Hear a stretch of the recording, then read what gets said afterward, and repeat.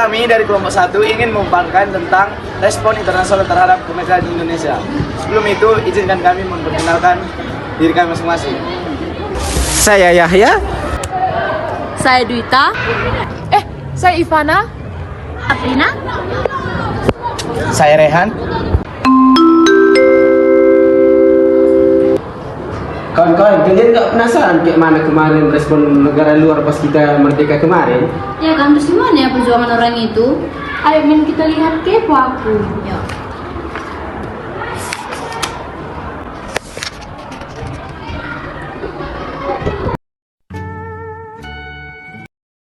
Kembalinya Belanda ke Indonesia. Setelah Perang Dunia Kedua selesai, menyerahnya Jepang kepada sekutu menjadi kunci emas bagi bangsa Indonesia untuk memproklamasikan kemerdekaan Indonesia. Kemudian, tentara sekutu pun muncul dengan cara melucuti senjata Jepang yang diikuti oleh kedatangan NICAP, Netherlands Indies Civil Administration.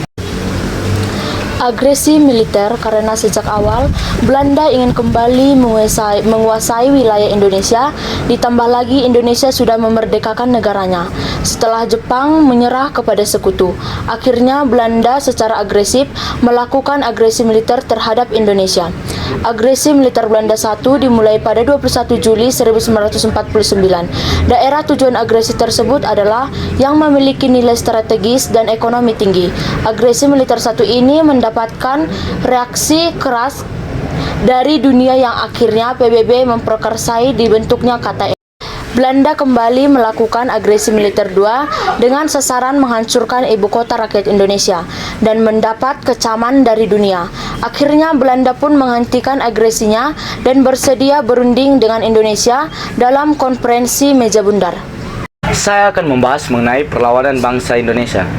Perlawanan yang pertama adalah pertempuran Medan Area, di mana kronologi dari peristiwa pertempuran ini dimulai saat bangsa Inggris datang ke Sumatera Utara, di mana pada awalnya mereka disambut baik oleh masyarakat Sumatera Utara.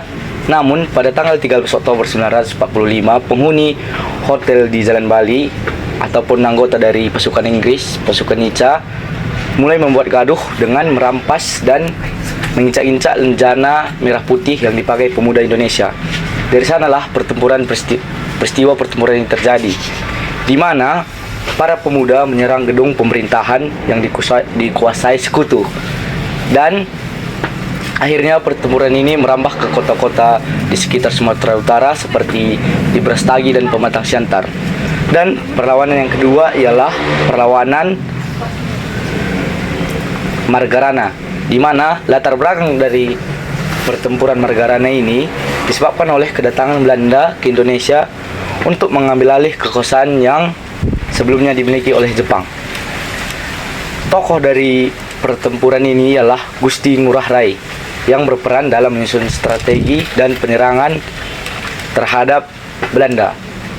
Dan yang ketiga ialah pertempuran 5 hari. Pertempuran 5 hari Semarang, yang dimana pertempuran 5 hari Semarang ini adalah serangkaian pertempuran antara rakyat Indonesia melawan tentara Jepang yang terjadi dari tanggal 15 sampai 19 Oktober 1945. Awal mula pertempuran ini karena tawanan Jepang yang kabur saat akan dipindahkan dari Cepiring ke Bulu.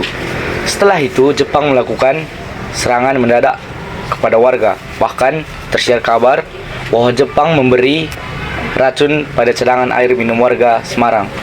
Untuk memastikannya, Dr. Karidi melakukan uji laboratorium. Namun Dr. Karidi ditembak oleh Jepang, yang mengakibatkan para warga Semarang marah dan akhirnya terjadi peperangan 5 hari di Semarang. Yang keempat itu peristiwa Bandung Lautan Api. Peristiwa kebakaran besar yang terjadi di Bandung, Provinsi Jawa Barat 23 Maret 1946. Sekitar 200.000 penduduk Bandung membakar kediaman mereka sendiri dan meninggalkan kota menuju pegunungan di daerah selatan Bandung. Dan yang selanjutnya atau yang kelima, yaitu peristiwa pertempuran Surabaya. Terjadi pada 27 Oktober 1945, terjadi karena pihak sekutu terus mengadakan patroli keliling kota tanpa menghiraukan tuntutan Indonesia. Yang keenam itu peristiwa Ambarawa, terjadi antara tentara Indonesia dengan tentara Inggris. Perang ini terjadi antara 20 Oktober 1945 sampai 15 Desember 1945 di Ambarawa, Kabupaten Semarang, Jawa Tengah. Yang selanjutnya adalah respon PBB terhadap proklamasi kemerdekaan Indonesia.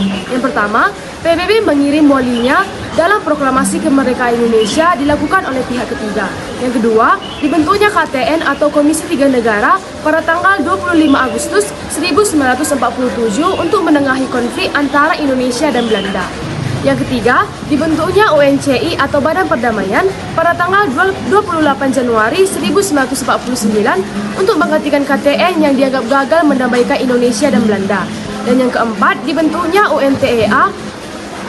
Ini dibentuk karena terjadinya konflik antara Indonesia dan Belanda dalam permasalahan status Irian Barat. Ada beberapa negara yang mengakui kemerdekaan Indonesia, seperti yang pertama yaitu negara Mesir. Penyebabnya karena persamaan agama dan banyak masyarakat Indonesia yang melakukan haji di Arab, bekerja di Mesir, serta menuntut ilmu di Mesir. Negara yang kedua yaitu negara India. Penyebabnya karena persamaan kebudayaan, seperti Hindu-Buddha, dan persamaan nasib, sama-sama ingin merdeka karena kedua negara tersebut juga sama-sama pernah dijajah. Dan hubungan dekat antara pemimpin negara seperti Nehru dan Muhammad Hatta. Negara yang ketiga yaitu negara Australia. Penyebabnya karena adanya hubungan baik antara Australia dan Indonesia semenjak penjajahan Jepang di Indonesia. Yang keempat yaitu negara Vatikan, dikarenakan adanya beberapa kesamaan prinsip. Dukungan Vatikan ditandai dengan pembukaan kedutaan Vatikan yang disebut Apostolic Diligence. Oh, jadi kayak gitu. A few moments later. Woi anak bangun kau. Woi, diserahat Kuryo. Demikian penjelasan dari kelompok kami. Dadah!